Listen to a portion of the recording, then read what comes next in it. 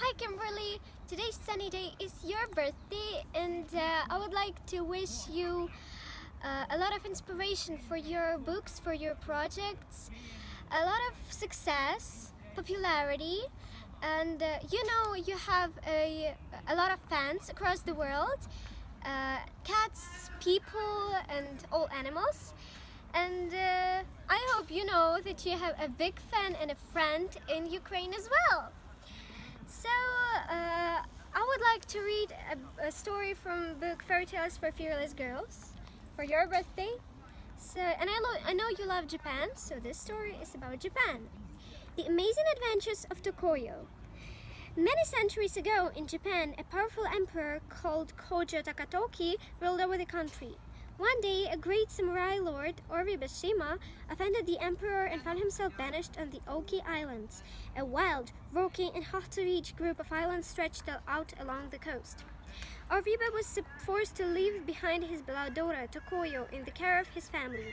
Heartbroken, Tokoyo mourned the loss of her father. She longed for him to be pardoned, but that day never came. Finally, she was almost grown up. She made a vow to herself. "I will go and find my father," she said bravely, "or I shall die trying." Then she sold all her belongings and set off a long journey to the coast. From here, on a clear day, she could see the islands where her father had been exiled. When she tried to persuade the local fishermen to take her across the sea for the island, they just laughed at her. It was against the law to visit those who had been banished, they said, and breaking the law meant certain death. Tokoyo had not come all this way to give up now. With her last few coins, she bought food, and under cover of night she went down to the shore, where she found a small boat. She pushed the boat into the water and started rowing as hard as she could. It was a risky crossing across storm-tossed water, but Tokoyo had been brought up by the sea, and it held no fear for her. Besides, luck was on her side. A stiff breeze and a strong current carried her along the ocean, and the following evening she washed up on a rocky shore. Shivering with cold and exhaustion, she found a sheltered spot on the beach, lay down and went to sleep. The next morning, Tokoyo began her search for her father as soon as she woke up. The first person she came across was a fisherman. "I'm the daughter of Oribashima, the great samurai lord," she said. "I've come a very long way in search of my father. Can you tell me where he is?" "I can't help you," replied the fisherman. "I don't know your father, and you'd well to stop asking so many questions about him. It will only get you into trouble." So Tokoyo was forced to wander from place to place across the island, and black again. By now, all her money was gone. She was forced to beg for food. One evening, she came upon a little shrine perched on a rock a little way offshore. After swimming out through the shrine and bowing before the image of the Buddha, she prayed to him and asked him for help in her search. Then, exhausted, she lay down and fell sound asleep right in that holy place. Sometime during the night, Tokoyo had woken up by the curious sound of clapping and someone crying. By the moonlight, she saw an old monk clapping his hands while chanting a prayer, and a young girl sobbing. Both were dressed in flowing white robes. When the prayer was over, the monk stopped clapping and led the girl to the edge of the rocks.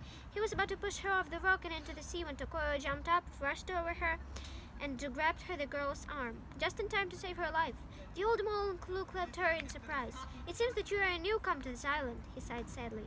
"Otherwise you would understand why I have to do this terrible deed. Our island is cursed by an evil spirit, a serpent called Yofunefunushi.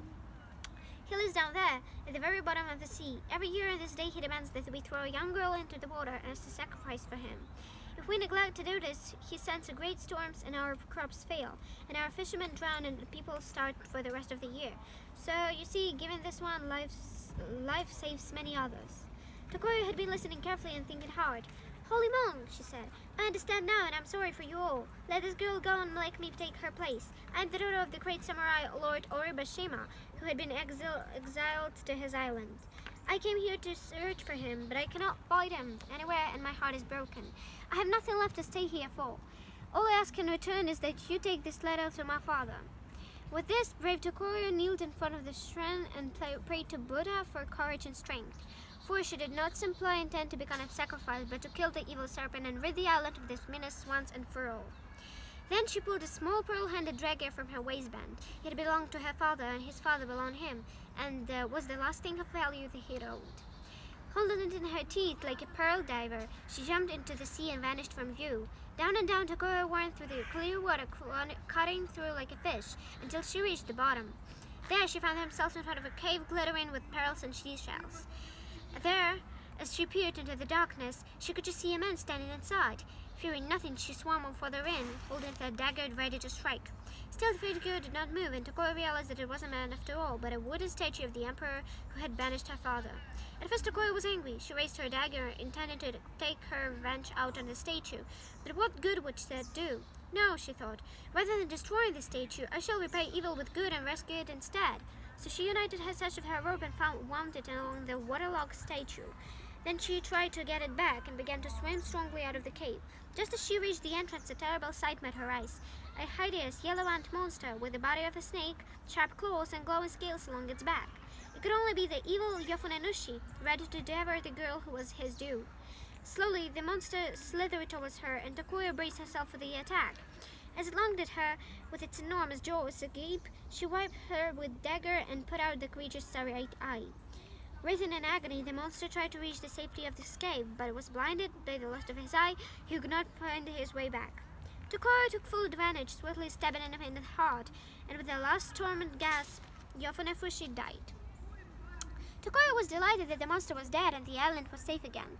With the very last of her breath, she decided the other end of her sash around the monster's neck and towed him up to the surface. Standing on the cliff edge, the monk and the girl were astonished to see a figure struggling to rise from the rushing waves. "Why, it's Tokoyo!" the girl cried. "The girl who took my place. I recognize her rope, but she seems to have a man and a giant snake with her." By this time, the monk had rushed around to the shore and was pulling an exhausted Tokoyo out of the water. Soon the whole island heard the news. Yofunafushi died. Now the celebrations could begin. The emperor's statue and the monster's hideous head were brought into town, and Tokoyo was given a hero's welcome.